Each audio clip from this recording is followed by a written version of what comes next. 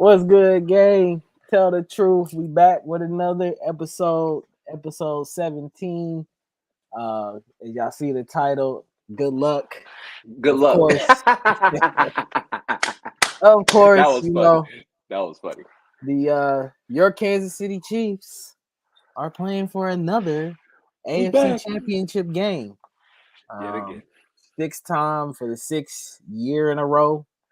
The Kansas City Ooh. Chiefs advanced to the AFC championship round, beating the Buffalo Cowboys, Yet beating the again. Buffalo Bills 27-24. Man, a hostile environment. It's nothing like going on the road and beating a team in their own building, man, and just shutting all their fans up. Even when you're getting snowballs thrown at you, even when the hot water is being turned off, The after disrespect. the game. Uh, Crazy. yeah, no, we know. My bad. We late. We We, on CP time, man. Come on, Noni, man. you know the vibes. I gotta make sure I look good for you, Noni. I can't just be out here all crusty and Nah, stuff. man. Walk into Buffalo, walk into their trap, got a big dub. Offense performed. Man, that's probably the best game they put together in Flawless. these last couple weeks. Facts. In a while or whatever. Very going up and down the field, very quick. I don't think did they have a drive that lasted more than like 7 minutes. They doubled us in plays. They had like the ball for 37 minutes. So Right. most of our drives were less than 4 minutes. So Yeah, so you look at like the stats and stuff, and you see like the time of possession and the amount of plays the Bills had. You would really think the Bills won this game off the yeah. stat sheet It's just like the alone. Eagles game in the Super Bowl. They controlled time of possession and we figured out a Right, way to win when we had the ball. Sure. right. Yeah, Pop. Yeah. Yes, sir. Yeah, we're gonna get to them Extra, Ravens. extra gravy, Pop. You feel me? Right. Nah, but let's get into this last game, man. Of course. That was stupid. Man, imagine shoveling all that snow to get wide right 2.0. Steve Novak Part 2. You gotta love it. Yes. Yeah, bro. I look. I ain't gonna lie to you. I don't know if I'd be a Buffalo Bills fan after that. Bro, them and the thing about the Cowboys is we troll Cowboys fans as football fans, but at least they had an era where they were winning. The Right. Bills had one of the worst things that they went to four straight. Four I of them repeat, teams. four straight Super Bowl. That's never. I don't think that's ever going to happen again. Nobody's going to go to four Super Bowls in a row, and they lost every single one of them. You know how embarrassing that is, bro. That's like legendarily like type bad. What up, Chris? That's Yeah, crazy, bro. it's So crazy. Cowboys get trolled, but at least they won. The Bills ain't never won nothing. Right. And yet again, here we are. But Yeah. good So luck. Shout out to Mr. Dawkins. Good let's just luck. get into it, man. Man, what was your initial thoughts going into this game? Like, what was your confidence level? Where were you at as far as like going into this game? Confidence wise. I was very high, mainly because like you said, DG, in our couple episodes ago, we finally took all the cooks out of the kitchen. We condensed the reps. We condensed the guys who we want touching the ball. So when we finally did that in the Miami game, even though we take the conditions out of the equation, even though they do play a factor, we saw 10, 4, and 87 all touch the ball multiple times in a drive. And that drive ended up with points, DG. And now we've been saying it for months. That's our formula. Pacheco, we're going to ride him when he gets 15 to 20 touches. Rasheed and Travis shall always lead us in targets, and that's going to give us the best chance to win. We'll sprinkle in other guys that make plays. And when you have it, DG, the moment I knew we were going to win, when I saw Marquez Valdez-Scantling, the guy we've been crucifying the entire year for drops, bad routes, complaining, whining in post-conference interviews and pregame, the guy we've been killing the entire year had the two biggest catches in the game. Once I saw that, I knew we were going to win. I was like, oh, yeah, we're going to win today. If he's catching the ball, and I mean making contested catches like Teron Johnson, DG, all-pro slot corner, on his head, slot fade off the line, catching it on his head. If he catching, Yes. you feel me? If he catching that deep post over the middle, that same ball he dropped versus Philly, he caught versus Buffalo. If he's making those kind of plays, bro, it was just our day. Playoff MVS, like Chris said. We said that all year, and nobody wanted to believe us because it was so bad with the drops and the bad route running. But people forget he did have 7 for 100 yards and a touchdown versus the Bengals last year in the AFC Championship game. So big. as much as we knock MVS for having a regular season, and it's valid, not lying, it was valid. He scored the game before that too. So So like MVS is, I don't know what it is about playoffs, but if that's his mantra, if he's Sammy Watkins 2.0, then hey, Sammy was always hurt and never available. MVS was just inconsistent and bad during the regular season. But one thing they both got in common, when it's playoff time, they show up. So if you want your guys to be at their best when their best is required. So if number 11 could give us any type of performance like that on Sunday against the Ravens, we'll have a great chance to come out there victorious for sure. Yeah. Confidence level going into this game, man. I'm gonna be honest with y'all. When I woke up. What was that? We won on Saturday night against the Dolphins, and I woke up. I think this was like Tuesday night or something like that. After that game, and I seen my quarterback, Patrick Mahomes, put on his Instagram story a song by Conway the Machine. And I know a lot of people don't know who that is, but Griselda is from Buffalo. Griselda. And once I see that, I knew we wasn't losing. We know what I was like, there's no way this man is being this petty and we gonna lose, bro. So confidence level was pretty high. I just didn't know how we were gonna win. I was trying to come up with the formula of how we were gonna get it done. One of the biggest things I did say, especially in the space, was that there was gonna have to be another guy, whether that be a Justin Watson, a Noah Gray, or somebody, would have to step up and make a play, outside of Rashid, outside of Isaiah, outside of Travis Kelce. I kind of thought that maybe that would be McCole Harmon at that point in time, just because of how much kind of usage he got in the previous game before. And I think they did try to do some things to try to get him involved, but of course we all know there were some ball security issues there or whatever. So keep it tight. Yeah, McCole will get that fixed up. I got a lot of faith in him. I know he will. Man. Out there making that same mistake. But man, to watch, I had no idea it'd be MVS. None of us thought that. Yeah. So to see 11 slot fade, man, go up and make a contested catch, bring it in, and then to stick with the scramble drill. I think it was on a third. Was it a third down? Yeah, that was third down. Yep. On a third down, and Pat just throws a strike to him over the middle against the cover 3. Using that speed for MVS to get kind of down the field or whatever, then just making another contested catch. So yeah, to get those plays from him, even though it was only that was his only 2 catches. But still, to keep drives alive, to make those explosive plays down the field. I believe we had about 6 or 7 explosive plays in that game. Oh yeah, I think we had 8 total 20+ yard plays. Right? Yeah. Crazy. We had more 20-yard plays than incompletions at one point. Right. Was moving, offensively moving the ball efficiently, very quick. I think they averaged almost 8 point something yards per play. 6 yards a carry. Yeah, it seemed like every play was going almost for a first down. And so the offense was definitely clicking. And I said that, man, I was like, what if this is the actual time the offense just puts it together and finally starts to click? And it seems like it's coming around. They're getting hot at the right time.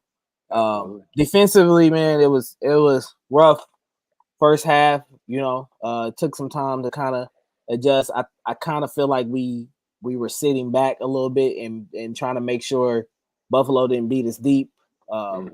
Trying to not give up explosive plays. We were kind of complacent on giving them, everything in front or whatever, and then giving up a little bit in the run game. And then I think Spags kind of adjusted to when he started seeing that they were kind of eating us up in the run game or whatever, and being able to get Josh going early on, man. What do you feel like adjustments were made defensively to kind of slow the Bills down and slow that run game down a little bit? I mean, Spags has been known all year as far as second half adjustments. That's kind of what has been his mantra, even back to his New York Giants days and even Philly when he coached with Andy Reid. I think the last 7 games of the Chiefs, these are the points we've given up in the second half, DG. 0, 6, 7, 0, 6, 6, and 7. So in the second half, Spags usually gets in his bag and we don't give up points in the second half. So, and that's the thing. I was texting people throughout the game, DG, telling them, why are we giving up runs? Why is the Bills getting first downs on us so easily? I'm like, if you watch the fronts we were running, we weren't running a lot of 5 men down. We were running a lot of four-man fronts. Kind of like you said, playing the pass and saying, hey, if you're going to beat us short, you're going to have a 6, 7, 8, 9, or even 10 play drive to go score. I'm not letting you score in 3 or 4 plays because we know how explosive that Bills offense is. We have guys like Diggs, Shakir, Kincaid, guys who can run and get down the field, and then obviously Josh Allen with his legs. So it's a game of chess when you're playing defense. And I kind of told DZ and DMAC this off air. When you're playing defense against great offenses, you can't take away everything. So you can't get upset when they complete a pass. You can't get upset when they're running the ball. You have to decide, what do you want to give up and what do you want to take away. So when you're playing an offense like the Bills or even the Ravens for that matter, they're very similar. They use their quarterback in the run game. They're going to bring in extra blockers. For the Ravens, it's going to be Pat Ricard, their fullback / tight end. So they're going to have extra people blocking so they can involve him in the run game. Kind of similar like this play right here. You got Josh Allen handing it off, trying to get James Cook involved. And when they're getting balls up the middle of the field, it kind of feels like you're getting gashed a lot in the run game. You're like, 5 yards here, 5 yards there. But you got to think, all right, if you're going to get 5 yards a pop, you have to do that for at least like 6, 8, 9, 10 plays. A lot of quarterbacks get frustrated when they get to like that 8th play. They're like, all right, can I really matriculate the ball down the field this many times without getting frustrated and want to take a shot down the field? So obviously during the first half, we were giving up these gashes, giving up these runs. But in the second half, I think we did a better job because if you see like the first look at this play, there's only really 4 down linemen. You have obviously Turk, you got Mike, Dana, Chris, and I think that's Charles in the end. So when you have 4 down linemen and 2 backers, you got 5 linemen on offense. You thinking cover up each person. Nick Bowen's the only free blocker. You pull him and try to kick him out. They get about 6 yards on this play. So in the second half, we did a great adjustment of putting 5 linemen down. So we're covering up every gap in between the center, in between the guards, and all the tackles are covered. So when you do that, it's easier for your linebacker and your safeties to flow. So I think that was a good job in the second half of like saying, okay, if you're really going to commit to this run game, I don't think you're going to do that for a whole 4 quarters. And they didn't because they started getting frustrated in the second half. And Josh Allen missed throws. There were some drops from the Bills, which is ironic because we're usually the team that's dropping the ball. So that was funny to see them do that. But overall, no. The defense did a great job of taking what the offense gives you. And if we're going to let you run the ball, it looks bad, but it's only because we're not going to let you beat us over the top. But this defense has shown time and time again, you're not going to run the ball on us for a full 4 quarters. So you can have those smurns in the first half. In the second half, we make adjustments. This is what they like to do, what they don't like to do. Now we have to see, can they play with their left hand? So in the second half, we did a great job of making the Bills try to beat us downfield, and they made some mistakes. And it's like, and that's, when you're playing a great offense, like I said earlier, you're not going to stop everything. They're going to make plays. They're good for a reason. But as a defense, it's your job to limit those plays. And if you're giving them yards in between the 20s, DG, it don't matter if you're not scoring. So that's the thing our defense has done the last 2 weeks. Teams are moving the ball in between them 20-yard lines, which is cool. But when they get into that red zone, we tighten up. We give up threes and we give up zeros or no points at all. So that's the biggest thing for the defense for sure. Yeah, it was you could tell, especially Sunday, it was kind of a bend, don't break kind of philosophy, kind of where we were previously in our, before this season. I think the defense has been a little bit more lights out. But I think my only issue really with the defense, or not my issue, but my only concern was kind of the way Leo Chanel when Willie went out, how he had to kind of play a little bit of a bigger role, and it kind of seemed like he was maybe thinking a little bit too much, or maybe it was a little bit too much on his play at that point in time. Playing all balls hard. Yeah, I thought it took him a little bit of time to adjust, and I thought he was out there maybe just thinking a little bit too much and trying to make sure he makes the right play instead of just going out there and playing freely and just playing off your instinct or whatever. And that could be impartial to this. You're kind of, when Willie goes out, you're playing essentially a new role, and sometimes you may not have the same amount of reps that a guy's had at that same role. So that was my only thing that I kind of really saw, especially in the run game, where we were kind of struggling. I don't think the defensive line played too bad, a terrible game or anything like that. I don't think that they were great at certain points, but when it was clutch time, when it was time to go make a play, when it was time to really fight with some grit, they showed that, improved that. Chris also played very, very well down the stretch. I think he had one of the most crucial pass rushes on that second and 9. On the second and 9, he pretty much walked Deion Dawkins, who Deion Dawkins, you was doing a lot of talking before the game, my boy. Good luck. Good luck. Yeah, you. This is why the title is this. So if you see this, you inspired this, my boy. You know, It's all because you you, was doing buddy. a lot of talking before the game with that good luck. You know, Good luck on that flight back home. yeah. Good luck sitting on the couch watching us play in the AFC title game. Good luck in Cancun. Right. So, you know, Chris obviously was able to adjust and kind of, you know, started being dominant, forced a fumble. He had a pass breakup early on in the red zone that was really big for us or whatever. So I thought overall, that bad down was clutch because the running back was yeah, wide open. That was yeah. perfect. I thought overall, man, he did what he could virtually do in a game. You know, I know it wasn't one of his more dominant games, and I know a lot of you Madden players want to see sacks, you know, or whatever. But a defensive tackle can affect the game in different ways, and I think he's one of the only guys in this league, you know, that can affect the game the way he does, outside of an Aaron Donald or I don't know, Christian Wilkins, Dex Lawrence, whoever else you want to really put up there. You know, Met a BK this week from Baltimore. Yep, a lot of good matchups. Absolutely. Yeah. So, man, shout out to Chris for playing the way that he played. He was clutch or whatever. I thought the secondary did their thing. No real big explosive plays. Locked The up, guy, DG. right? The guy I'm actually really surprised, and this is crazy because I feel like he's the MVS of the defense. Giving them flowers. Justin Reed again. Shout out Jay Reed, baby. Jay Reed was man, he was out there balling. Shout out Jay Reed, bro. Didn't give up a catch. Was in position. He was knocking. Was in Diggs's hip pocket on that long throw that Diggs dropped, even though it was a drop. Or whatever. Y'all saw that hit he put on Shakir too. Knocked out Shakir for a drive. Yeah. Jay Reed was playing with some fire. Hit him right here in them ribs, boy. Yeah, to see that, man, to see 20 out there really flying around, being able to make plays. I think that raised the level of that safety group. To see Mike Edwards have to go down, and then Deion Bush, a KC kid, step in, and have shout out to the city, Chris, right, do his job, man. It didn't do too much, didn't get involved in the game a lot, but still went out there and did his job and did what he had to do.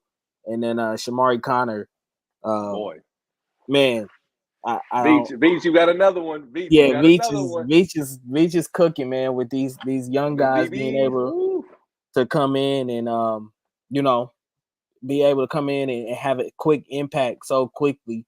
I don't know if a lot of people saw I think on the very first play he forced the fumble. The one that popped out. Yep.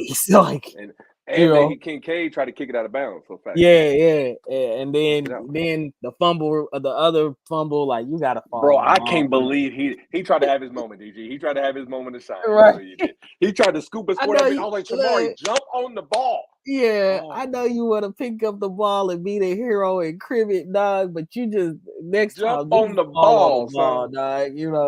Ball the ball, recover it, and we get out of there with a win, man.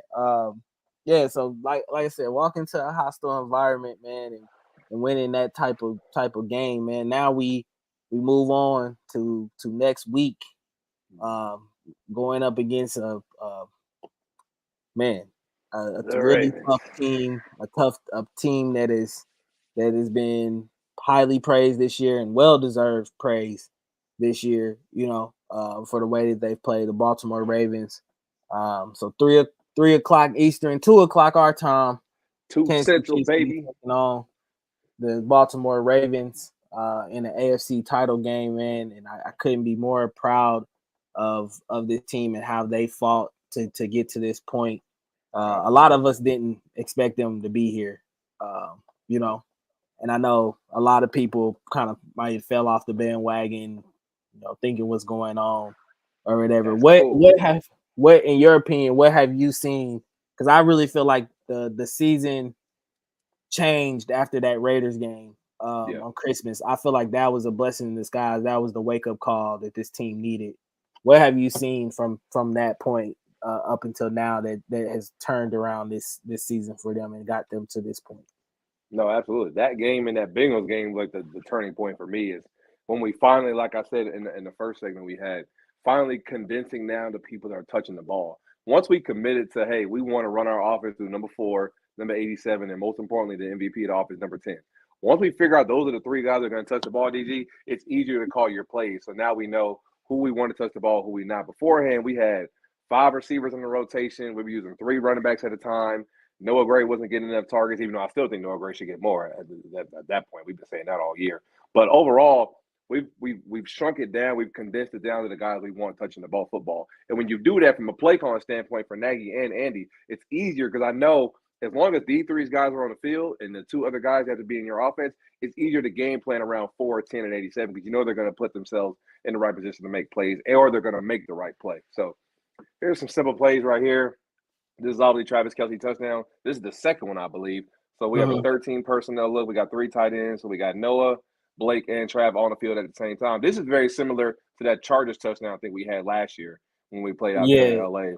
Kelce actually talked about this play on the podcast today for him. Yep. He said that this was actually a play that they ran in London against the Lions a few years back, and he said it was kind of a play they went back into the bag and kind of brought out. You know, I really think, man, once you get to that red zone, you got to get real creative down there, and I think this is a great job of Andy, you know, getting creative, having that 3 tight end set, making the Bills kind of think we're going to run the ball at this point, going with a heavy personnel, and then just kind of catching them off guard. As you can kind of see with the linebackers, how they flow to the ball, you can kind of see they were really caught off guard and didn't know what was really coming. And then after that, it's just with Kelce, it's just a race to get to that pylon. Because in this formation, you think they're going to run the ball. So it's a good look. Like, you had a 13 personnel. I think we had the most explosive plays in the league last year of 15 yards or more. So when we get in this position, this was a great formation for like Noah, Trav, and Jody last year. So that was Blake Bell. So they did a great job of 13 personnel. They're thinking it's a heavy set. They're going to run the football. So everybody's blocking. Trav takes 1 step up the field, comes back, catches the screen. Now you got like a mode and you got a motorcade of people in front of you trying to get a block. And like you said, you just got to beat them in the pylon. He did a great job of extending that ball, holding on to the ball and controlling it and going for the pylon. So, no, this is a great play call. Getting the ball to your best player's hands, giving it a look. They put a lot of DBs on the field, which is, I think I tweeted that out this week. We did a great job of matching. So, like, from the Bills standpoint, they put a lot of 5 and 6 DB looks on the field. So, you have 4 down linemen, 1 backer. They either went 5 DBs or they went 6 DBs, whatever the case may be. When you do that and then you go 13 personnel, I can match that because now my tight ends can block your defensive backs. So that if I just get a hat on a hat and I can block everyone, I'm telling Trav beat 1 person. You just got to beat 1 person to that pylon. If you can do that and break 1 tackle, we can score. And that's what happened. You put all these extra DBs on the field because they thinking you're going to throw it. We ended up doing that. Everyone got a block and we got in the end zone. So this is another play right here. Obviously, it's a good play action, a good reverse boot action. We just handed off the pop. This is like the ceiling touchdown we did to take the lead right here. So I love this action because I think that's Miko coming in motion behind him. So that's when you have that action, you have to respect it because, like we said, Miko is the fastest guy in the field for most games. So you have to respect his motion coming in across the field. So you don't want to give it to him, and then he beat you to the pylon. So good hand off the pop. Great holes up front by the old line, creating a lane. Pop finishes the play. This is just a great call right here. I love it. Definitely gets. I love the initial push that the line gets. Trey Smith is a fucking monster. Trey Smith's a monster, dog. Like, especially in the run game, this is crazy. Yeah, right here. He just clearly opens up a lane for Pop, takes this guy out, drives him all the way into the end zone. 93 is basically on his back. Facts. After this Pancake or whatever. So just to see things like that, like you said, with the motion, they have to respect it just because, you can run anything out of that. You don't know virtually what's coming. So I think for me, I give all credit to Andy and Nagy for being really creative in the red zone at points and times, and then being simplistic at points and times in the red zone. And I think this is where that simplicity comes into play. Just get a ball to 10 and clear the way and allow him to do the rest. That's a great counter. Great counter look. Right. You think Pacheco's going right side on a strong A gap, and then he just puts his foot in the ground. puts it Mm-hmm. right up behind him. Then you got Trey Smith. You get a Right. great pin right here by Creed. And obviously Mm-hmm. Trey and Jawan do a great job of clearing the lanes and just pushing everybody. Because the counter, you think everybody's going right, you get one counter step, you push Mm-hmm. everybody, and they end up pulling to the left. So, no, this is Yeah. a great block. This block by Creed right here is so crucial. Because as long Mm-hmm. as he seals this man, doesn't let him beat across his face, he's allowed to get up to the backer. Trey's right behind him. He clears whoever's left in the trash. And Pacheco has a clear lane and going to get to the end zone. I And like we love said, bro, pointing my for all you people that say my tight end don't block. Watch my tight end. look at Kelsey right here getting dirty. Get in there, Yeah, Trav. like Get him out of the for all way. you people is he don't block. You don't, You you know, don't I bro. don't see Kelsey block. Come on, man. Come Blocking is all on, about man. effort and position. As long as you're in the right Man. position, you give great. You don't have to pancake everyone to be a great blocker at tight end. Because most of the time, you're blocking people that are bigger than you. Most of the time. Right. So it's about Right. position and having great effort. Trav's always been a guy that has position and great effort. It's not the most dominant blocking, similar to guys like Kittle or Gronk in years past, but he's always in position and gives great effort. So when you have Yeah. guys clearing holes like that, that's the bully ball we need to win, DG. We've said that all year. We're going to Mm-hmm. ride this O line. We're going to ride number 10, and that's what's going to give us the best chance to win. We run the ball like that, we give us a good chance to beat anybody for sure. Yeah. Right. Yeah, I Absolutely. totally agree.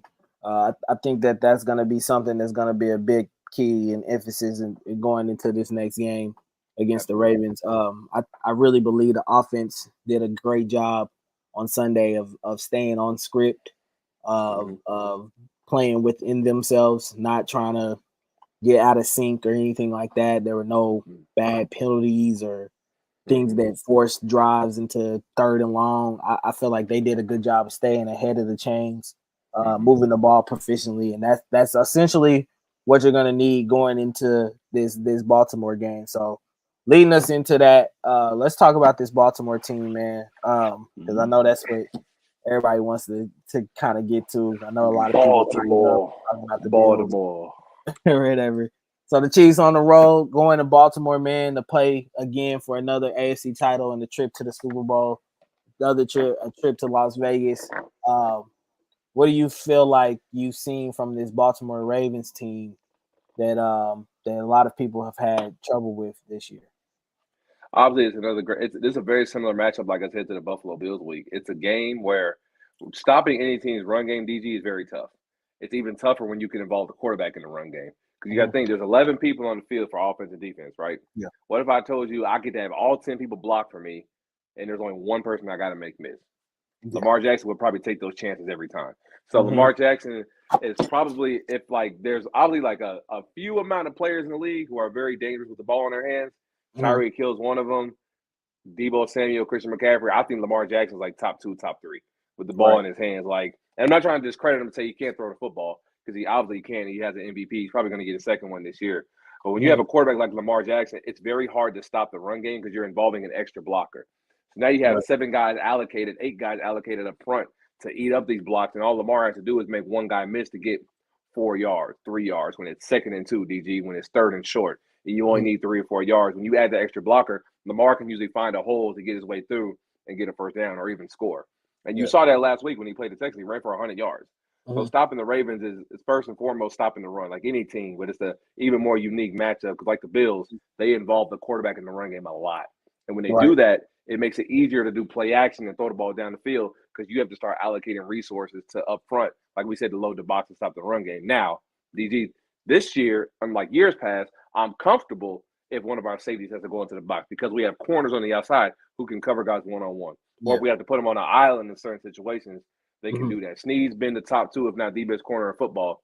And as much as arguments me and DG be getting flack from Ravens fans this week, most of the ones I've talked to have been giving Snead his credit. They've been giving him his respect. So I think most of them realize he's been arguably the best corner in football. And we've seen everyone this year as far as a Mm-hmm. receiver standpoint. So when you Yeah. have a corner like that and McDuffie, who was also named first team All Pro, even though we all believe Snead should have been All Pro as well.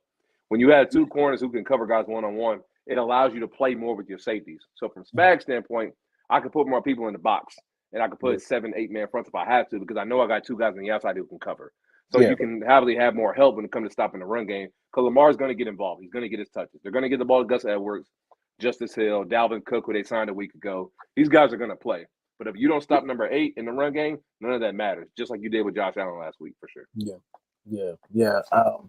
I've been saying it, man, for a long time. I think Lamar Jackson is the most dynamic weapon in the league, and I For mean real. that with all respect. I think he's uh, I, Him and Tyreek to me. honestly I think he's Yeah. arguably the toughest quarterback to face, Yeah. outside of 15, of course, or whatever. I think it's just what not only what he can do with his legs, but what he's been able to mature and do with his arm now Mm-hmm. is just light years away from where he was, a couple years ago or whatever. Mm-hmm. You can obviously see this year that he's a lot smarter, a lot more efficient with the ball in his hands, a lot better at making his reads, being smart, going down the field. I think Ty Monken has really helped um, him. I feel like Todd Monken has helped him gain trust in himself, the way Mm-hmm. that Greg Roman probably couldn't do for him, in a sense, or whatever, with the system that they have now, or whatever. Yep. You can obviously see Lamar is playing with a lot more confidence and swag, and really confident in what he's able to do. I think for us defensively, it's going to boil down to being disciplined, being gap disciplined, and not being a hero, not playing, making a Absolutely. hero play, not trying to do anything that's gonna, get on the highlight reels or anything like that. I know the sacks are great and they're a great number stat or whatever, and they do help you win games at points in times. But I feel like this is one of those games where it's more based on contain, Mm-hmm. um, and, and Absolutely. and and living with keeping Lamar in the pocket and Yep. allowing him to try to make reads down the field. And I'm not saying that he can't do that at all or anything like that. I think it's a type of thing where you have to kind of just pick your poison of Yep. what you want to happen. Watching the Texans game last week, I kind of felt like they picked the wrong poison. They They letting them run.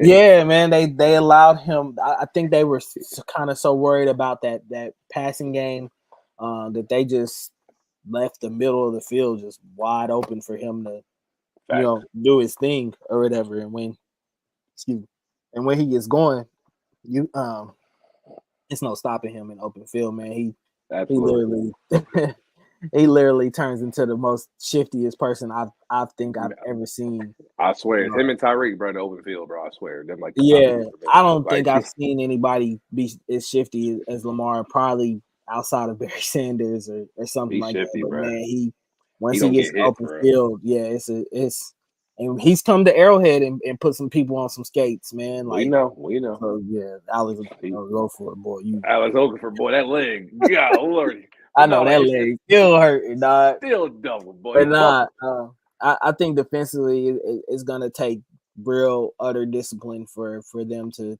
go in here and get this dub. And I know that this defense is very capable.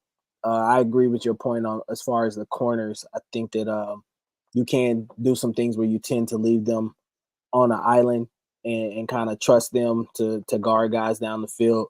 And I think it's going to really come down to Spags being able to disguise certain packages, Yep, um, you know, and kind of just playing mind games with Lamar and trying to make him think like where's the pressure coming from? What's this look?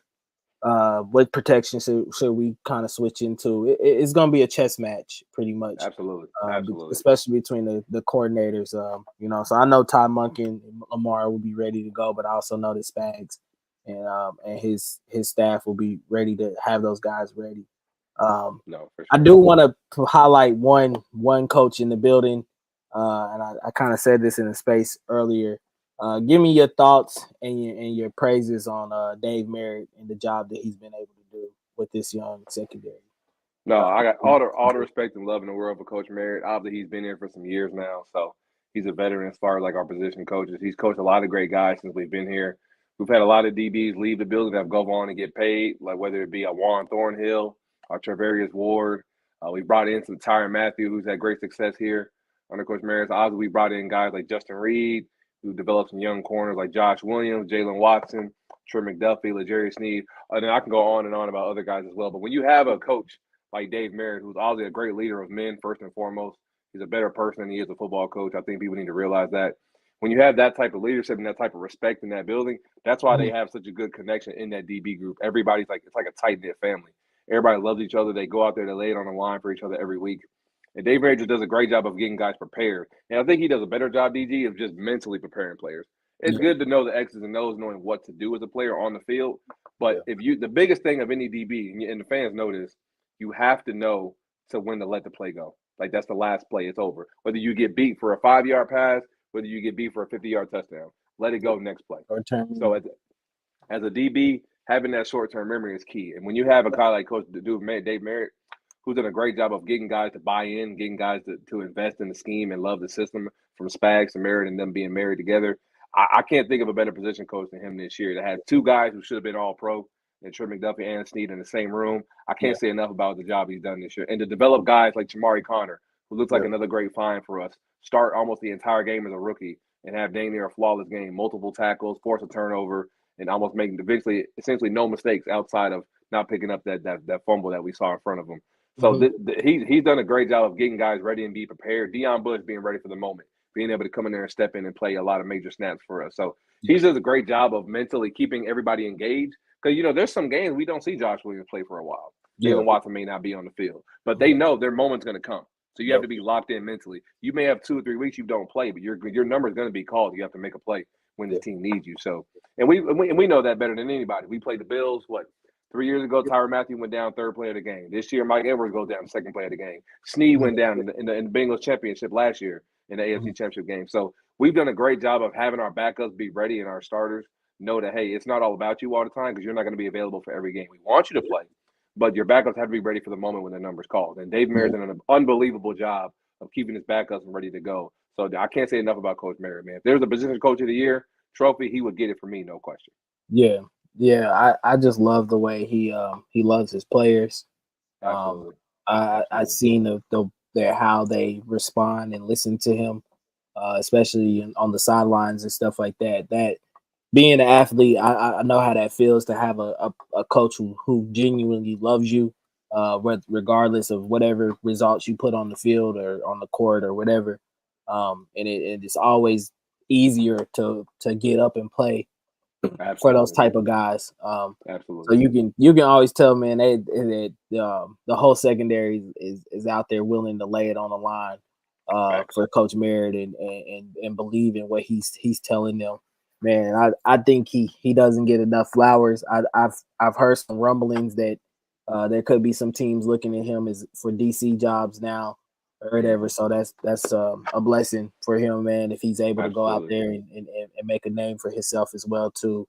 And that goes to all credit success of what he's been able to do with this young secondary here. And Absolutely. just to Coach Mary, man, keep going, keep grinding. We got two more, man, to go Two get, more, Coach. baby. So you know, Absolutely. Shout out Coach Merritt, man. For sure. keep doing your thing. Let's get to some of the offensive side of the ball, man. Um, what do you feel like is going to need to be done to be for this offense to go and have the kind of same production? Obviously, this week facing a lot tougher defense. They Mm-hmm. got guys all over the field that can make plays. Roquan Smith is top 5 linebacker in the league. A lot of people will say he's the best linebacker in the league. I would not argue with them at all about that. From guys like him to Patrick Queen. But sorry, y'all. To the defensive line. Obviously, we've seen a kind of resurgence from Jadeveon Clowney being there. Yep. To their secondary. Kyle Hamilton played well in his. I think it's his second year, I Yep. believe. Second year. Mm-hmm. Second year. Obviously, has played well, and I think he was all pro this year, wasn't Kyle Hamilton, I believe so. Yeah. he? Yeah. It was So him and Jesse Bates. Yep. to take that leap to be an all pro. What are you seeing from this Ravens defense that you think that the Chiefs offensively could exploit and maybe find some holes to put up some points in this game? No, absolutely. It's a group that's very aggressive. They're very multiple, just like us. They can do a lot of different things. They can have 5 DBs on the field at one time. They can do 2 safeties, 3 safeties if they want to. They put a lot of guys on the line of scrimmage and try to confuse the quarterback and try to mix up some different blitz coverages. So I've been talking to a lot of Ravens fans. It's like looking in the mirror, DG. They do a lot of similar things we do. Mm-hmm. I would give our defense the edge as far as like corner. I think we have better corners than them. Mm-hmm. Linebacker wise, I think they have better starting two, like you said, with Queen And obviously, Roquan Smith is arguably the best in football. Him and Fred Warner is a good debate. But I think linebacker depth, like all four, I think we have a better linebacker core. I think they have a better starting two. So when you go to the linebacker 3 with Drew Tranquil and 4 with Leo Chenal, I think we have the edge on them on there. Safety wise, I'd probably give them the edge. Kyle Hamilton and Marcus Williams, that's one of the best tag teams in the league. Both very versatile, both rangy guys can play in the box, deep third, whichever one they need them to do. They're both good at that. Their D line is very good, just like ours. They got a lot of guys that can get sacks. Kyle Van Noy is another guy that has I think he had double-digit sacks this year.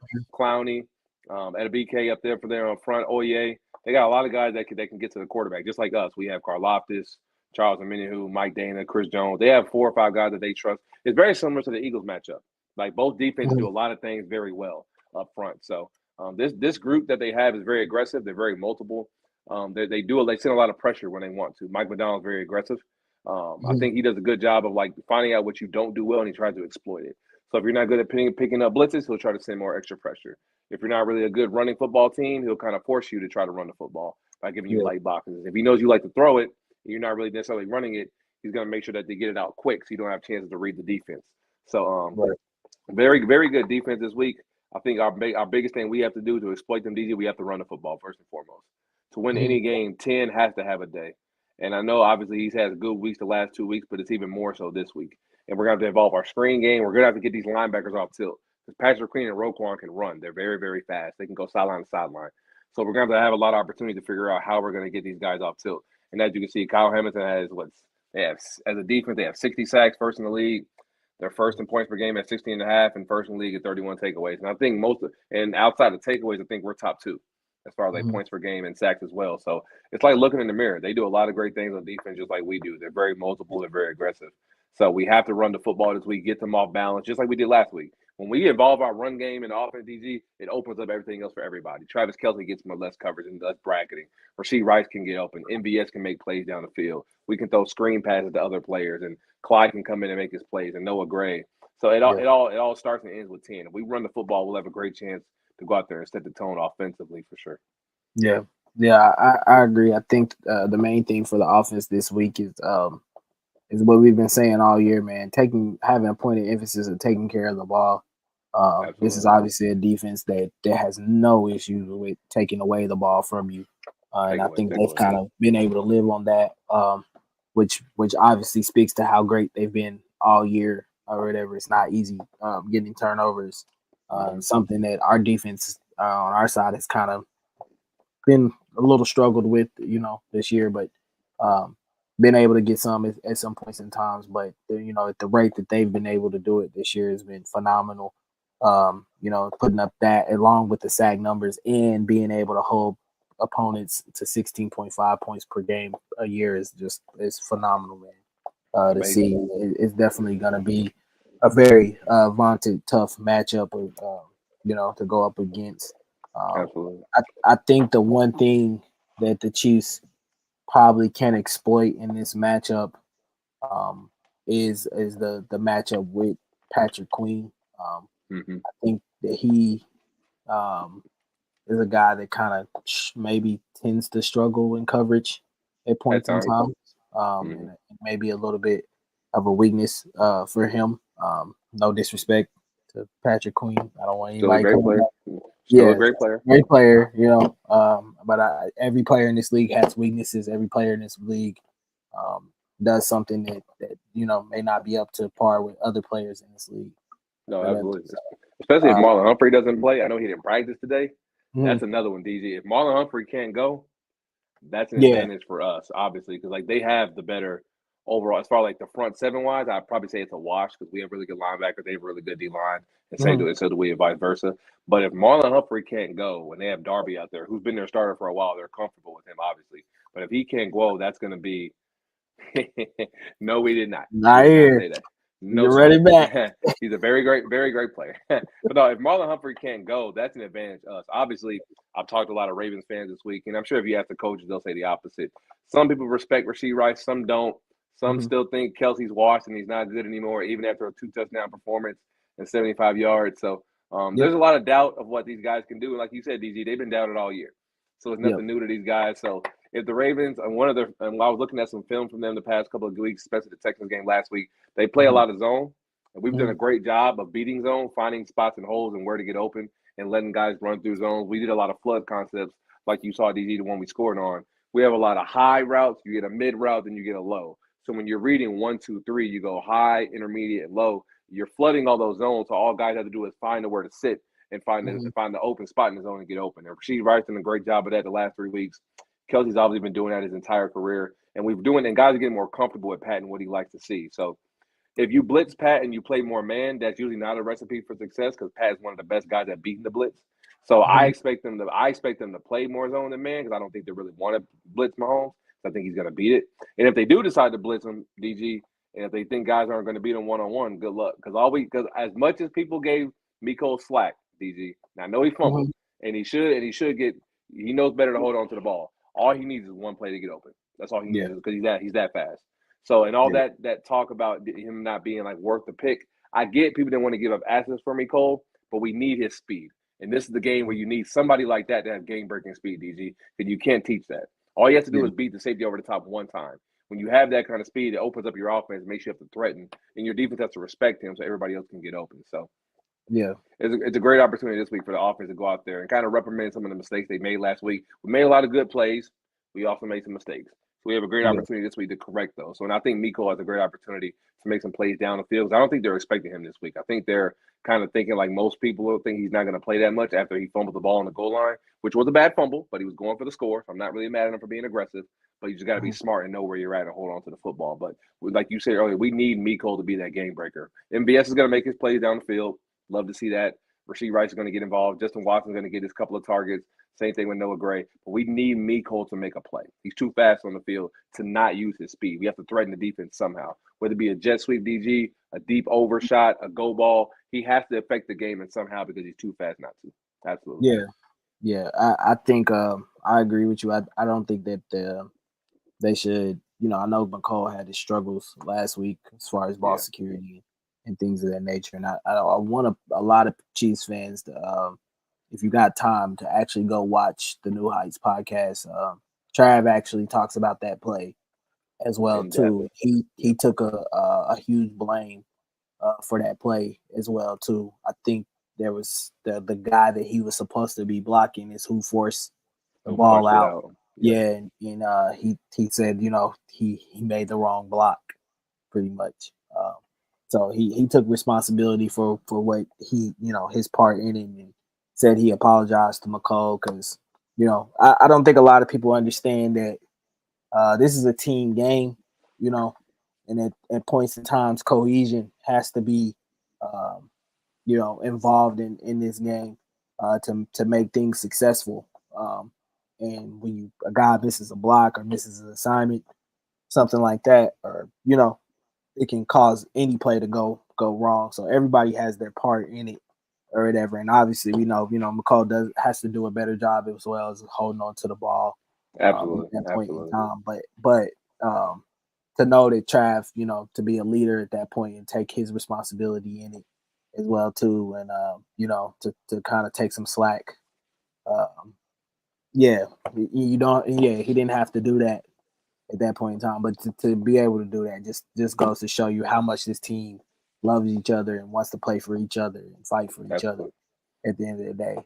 It's going to be a tall task, man, going up against this defense. I really think the offense is going to have to do things where they stay ahead of schedule like they did last week, and just play in that mode of if it's not there, don't take it. Don't force it. If it's not there, just make the correct smart play. And I think that's the mindset that they've kind of been in since that like I said, since that Raiders game, which I feel like was kind of a blessing in disguise. I think that opened their eyes to see that, look, man, we don't have to be historically special or or anything like that. We're still a great team. Should be good enough. Yeah, we're just a different team at this point in our careers or whatever, and we gotta grasp concept of that. So I think they've done a really good job of doing that, and I think that's what's gonna ultimately help them have success in this game against the Ravens. It's gonna be tough, man. That's a tough environment, to walk into. If you could give us, I know you played at a certain level. What's it like from your experience to go on the road and Yeah, be the villain, be the you know the away team. the away team. No, How did from your experience, like as an athlete, how does that feel to you? it's always like it's almost like a fun feeling because obviously you love playing at home, you love being in front of your fans. But when you're on the Mhm. road, Pat has said it in plenty of interviews, like any other player has said. It's almost like a us against the world mentality. Like we're going into a city, there's no distractions. We're all in the same hotel, so Mm-hmm. we all see each other. We're going to the same meeting rooms. Nobody's going to different buildings.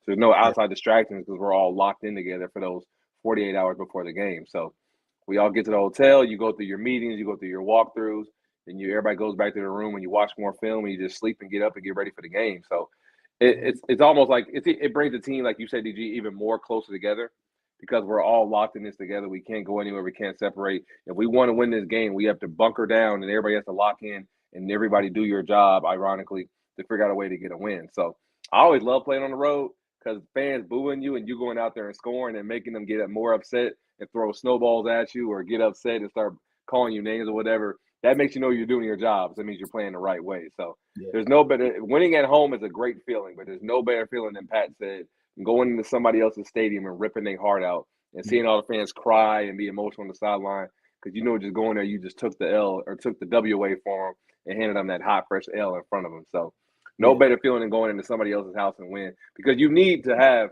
that us against the world mentality. Because playing on the road is tough. Crowd noise is a big one. You don't want to have any false start penalties. You want Mm-hmm. to make sure guys are getting lined up properly. Yeah. Obviously, you want to make sure everybody can hear the play call coming in from Andy's headset to Pat's helmet. So Yeah. crowd noise and being lined up and getting on the ball, not any delay of game penalties or anything like that. You want to make sure your operation is very smooth.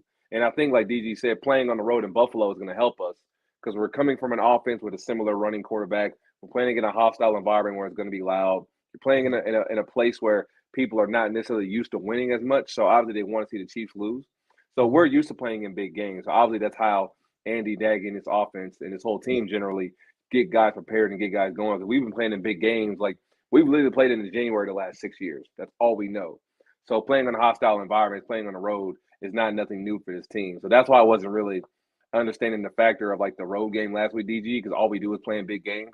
So I don't know what's bigger than playing in a Super Bowl, but Right. apparently good luck because like a Highmark Stadium in Buffalo is going to be tough. So Yeah. no disrespect to M&T Bank, no disrespect to Baltimore fans. They have an amazing fan base, an amazing team. It's going to be an amazing game. I can't wait to see it. But I Yeah. don't think road games are really crowd noise or hostile environments affect this team too much, especially after what we just saw on Sunday. Bigger task, bigger opportunity, but this Yeah. team ain't worried about playing on the road. They're locked in. They're ready to go. Yeah. Yeah. I think seeing it, and I've been telling people this for a while, man. I'm not scared to watch the Chiefs play on the road. I honestly enjoy them playing on the road more than I play watching them play in Arrowhead. They're like, to me, I think sometimes in Arrowhead they tend to get a little too comfortable, a little too lackadaisical with their execution and things of that nature. And I just think that's solely based off of you're at home, you got the crowd behind you, the fans are with you, cheering for you and things of that nature. And when you go on the road, it's like you said, it's us against the world.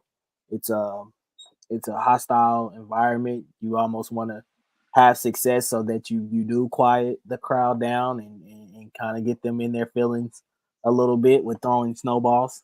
uh, Yeah. so coming up as a I know I only play high school basketball or whatever, but I always man, I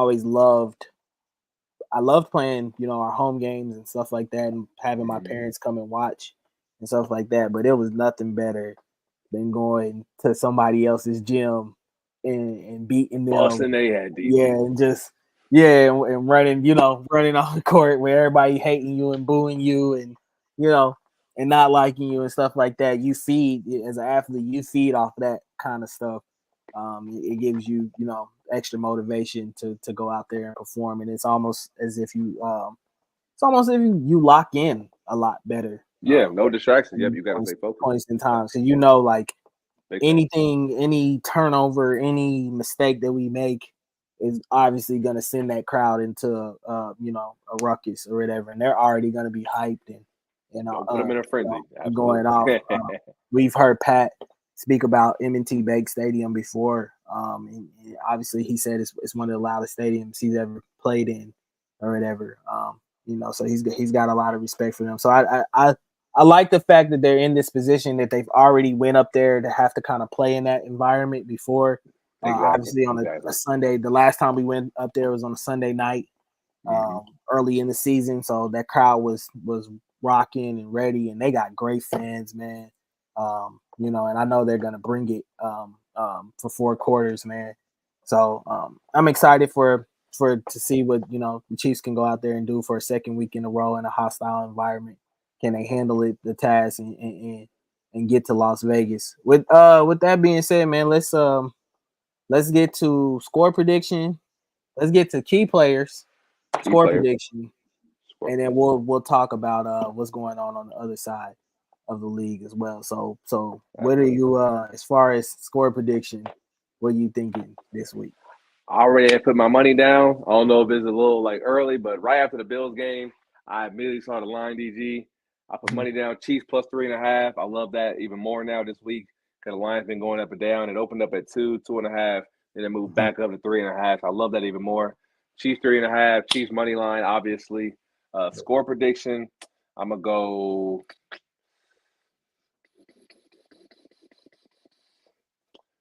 Chiefs 27, Ravens. Lordy. Chiefs 27, Ravens 26.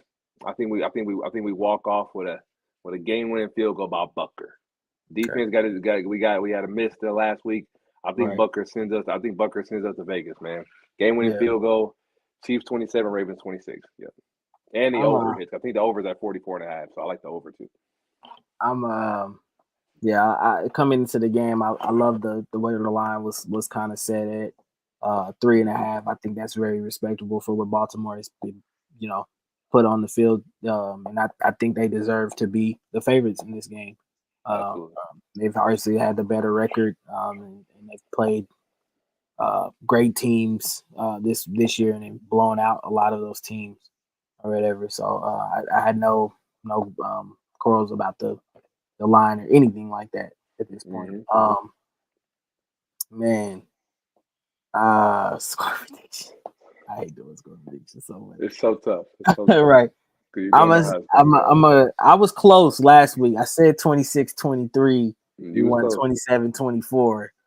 I think this game is in the same way. I think we end up winning by 3. I'm gonna say 23-20. 20. I kind of like that one too. I thought about that one too. It's either gonna be like that one touchdown difference, so like 23-20, 27-20. Like it depends how much we score. But like in the second half, we really don't give up points. So I kind of like yours a little better too. Yeah. I like 23-20, 23-20, maybe 24-21, something like that. Yeah. It'll be more of a dogfight. Two better defenses. I don't think they give up too many points. But the weather could be a factor too. I heard it may rain. I heard it may not. So it's kind of hard to go. If it rains during a portion of the game, I would take a lower scoring. But if it doesn't, both offenses could make some plays. So yeah, it'll be interesting to see what we get there on Sunday. But so far, I heard it should be a clear game.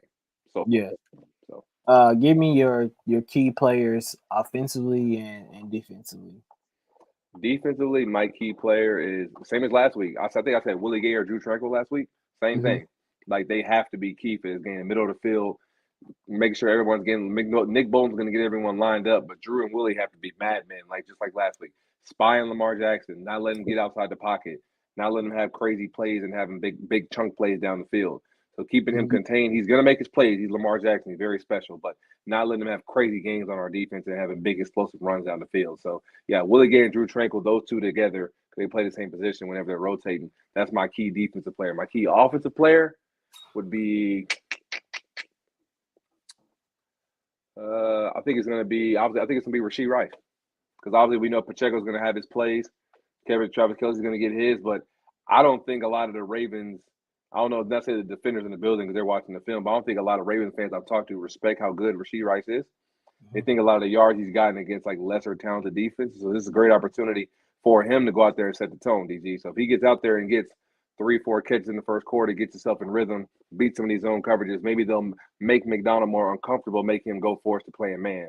And if you play man, it's easier reads because you can do more rubs, more pick concepts, get guys open, more screens, and you can be more flexible in your offense. So my defensive key would be Drew Tranquil and Willie Gay, and then my offensive would be Rasheed Rice for sure. We need those guys to have good days, obviously. Yeah. Defensively, I always try to kind of go a different route or Yeah. whatever. Mm-hmm. I think this week defensively, I think Justin Reed is gonna have Justin to got be another middle of the key. field, baby. Yeah, Facts. middle of the field, especially if they're able to get Mark Andrews to come back and play some snaps. I'm not sure how much he's actually gonna play. I would assume Exactly. he's gonna give it his best go, Mm-hmm. knowing that this could be it, or whatever. Yep. I would assume that he's gonna be out there. Mm-hmm. So I think Justin Reed will be crucially key to containing that middle of the field, um, especially against another young good tight end they have in Isaiah Likely, uh, and taking care of that situation. So for me, it's Justin Absolutely. Reed on the defensive side of the ball. On the offensive side of the ball, um, man, I love your pick with Rasheed Rice because I think he's gonna have to have a big game in order for us to win. Mm-hmm. So I'll go in a different direction. I would say if Joe Tooney doesn't play, Nick Allegretti Allegretti, baby. is gonna have to step up and really step up in a real big tough spot Big time, for big him. time, But big I time. got a lot of faith in Allegretti. He's played real significant snaps before. Obviously, he was part of that line that played in the Super Bowl, He in was. Super Bowl 55. I know that's not the greatest example to You give know, it's fun. everybody, but Allegretti has been in playoffs situations, so I trust him in this spot, especially with the way that the momentum of this team is going right now. I think that he'll be ready to go, and obviously Andy gave him high praise today, saying that no matter what, Nick always prepares himself like a starter. They always look at him as a starter, and they feel very confident sending him out there. So Absolutely. I'll be pleasantly surprised to see what he can do if he can just hold the fort down, for that game and allow Tooney to rest up and hopefully get ready if we win to go to Vegas and be Absolutely. ready for that game. So Yes, sir. Allegretti offensively and Justin Reed defensively. That's who I think are my key players for this week. We're Good gonna one. get Good one. to Good one. Good one. a little bit of news around the league. Obviously, there's another game Big going game. on Big game. the NFC side. Detroit Lions um, and the San Francisco 49ers. Seems like every year in and year out, just like us, the Niners are always there in the Find a way. Final Four. And then for surprisingly, the Detroit Lions, man, we played them week one. I did not expect them to be this far. I did expect them to be a playoff team, Facts. and probably win a playoff game. But what Dan Campbell has been able to do for that team this year, to take them from Amazing. being one of the worst franchises in the league Gotta to give him his now they're on flowers, the bro. brink of making their first Super Bowl. Absolutely. What are your thoughts on that game and who do you have winning? No, Dan Campbell deserves all the flowers in the world the last 2 years for what he's done. Taking one of the most, if not the most embarrassing franchise in football for the last 30 years and make them relevant. Not only did they win the division, they won 10 plus games. They hosted two home playoff games, won both of those games, and now they have a chance to go to a Super Bowl, which is crazy to think. No, I have all the respect in the world for Dan Campbell, doing a hell of a job. I question his aggressiveness at times, but as a coach, overall, you can't really question his heart for his effort, what he's done for that team. So all the respect in the world to the Lions for getting here. Because I'm like you, DG, I didn't think they would get this far. I thought they Nah. get a playoff game, maybe win a playoff game, but to Yeah. win two and have a chance to, and like crazy, DG, they could win this weekend. It's not even crazy to think that. Like I'm still debating on my pick for this game, but I need some more information as far as like who's playing for the Niners and things and whatnot. But Mm-hmm. they can win this game. I know the spread is 7, but Yeah. for the spread to be 7 points and you don't know if Debo Samuel's going to play, that's kind of crazy to me. No. So I took Detroit plus 7.5. I think that's a great number, obviously, because I think Detroit can low key win this game. I definitely don't think they lose by a touchdown or more, especially because the Niners' offense has shown without Deebo Samuel they're not the same. Yeah. And Jared Goff and Ben Johnson are very hot right now. I know Ben Johnson just accepted the Washington Commanders job, so I know that's good for him. He's deserved a head coaching job for a while. Yeah. But obviously, why not go out on a big bang and try to go beat one of the best defenses in the league in the 49ers? So Yeah. if I'm Ben Johnson, and they just out of nowhere, DG, randomly, Zach Ertz decided to come out of hiding and sign with the Detroit Lions. That's like the ultimate ring chasing at his best. He literally waited till the I week said this of man conference waited to champions. the last game, bro, to That's crazy. sign. You could have signed wild card weekend, like You can sign before the playoffs. Any of right that. Like, before the play. You was like, nah, I'm gonna wait till the He's NFC just title game, cause then I'm gonna that's jump so on. crazy. Nah, He showed nah, off for that. I agree with you, man. I do love the line. 7+7.5 for the Detroit Lions. Um, I don't see them getting blown out like that. Me neither, bro. I think The the Packers just moved the ball pretty easy last week. yeah, So especially with the weapons that they have on that offensive side of the ball for the Lions. Amon-Ra St. Brown has had a great year. J-Mo, Laporta. J-Mo, Josh Reynolds has been, very effective for them. Laporta has been a monster for them this year. Jared Goff has played very well.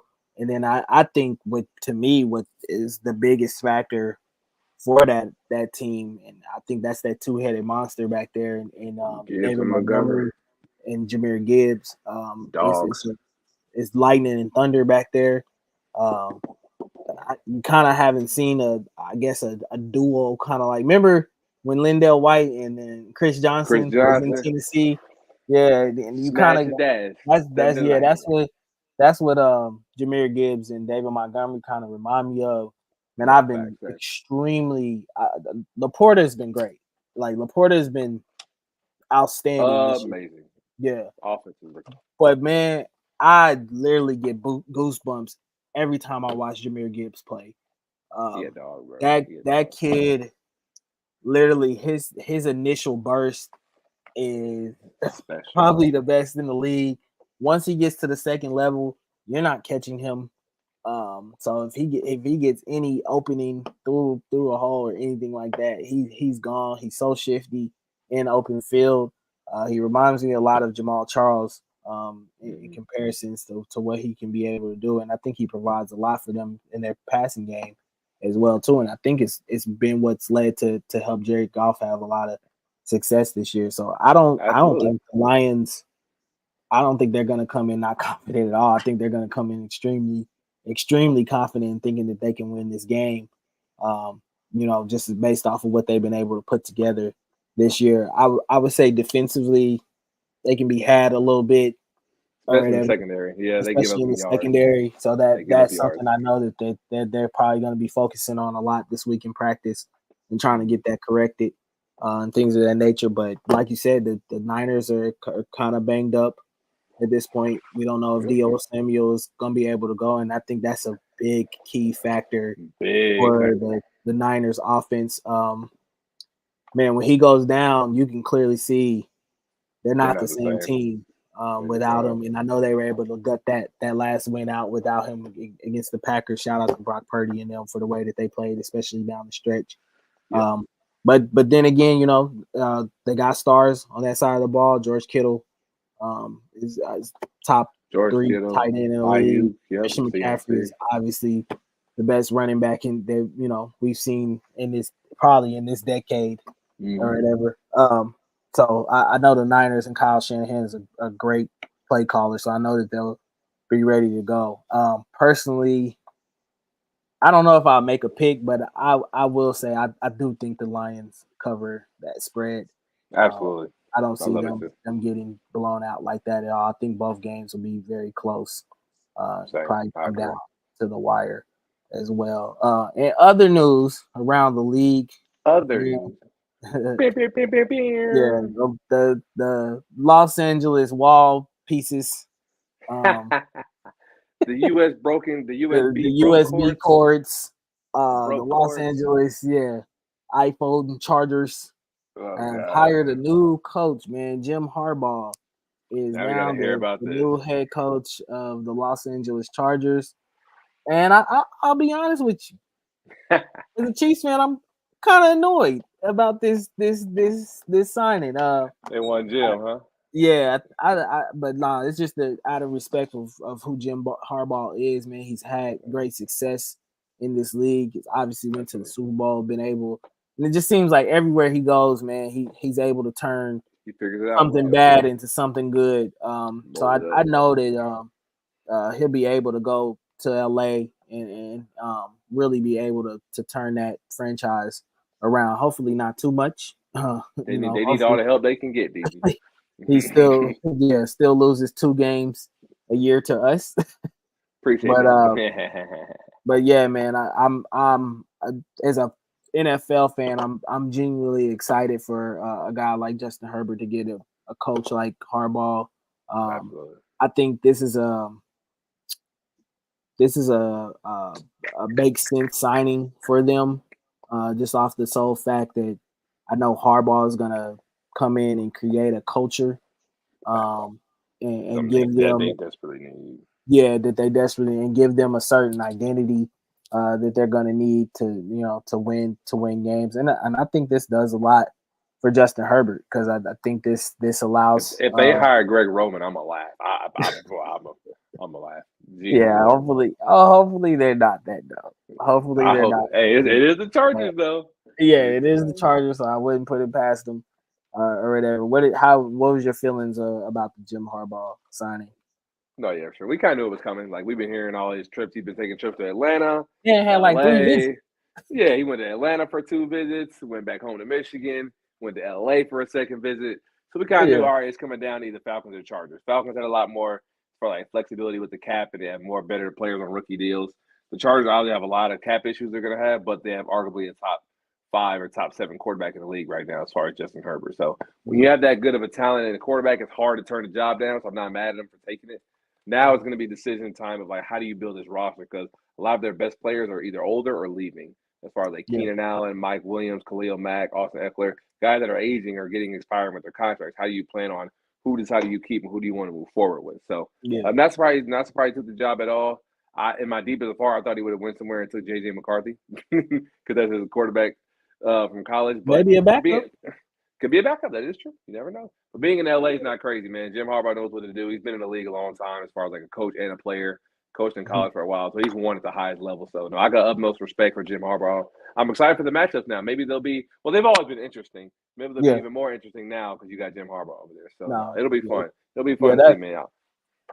That's one of the main reasons why I was like a little annoyed by it because I know that Jim Harbaugh is definitely gonna come in and have Make a it game make up. plan ready and have that Fact, that team ready and fact, DG. fired up to play or whatever. Don't Absolutely. know if he can change everything over in one season.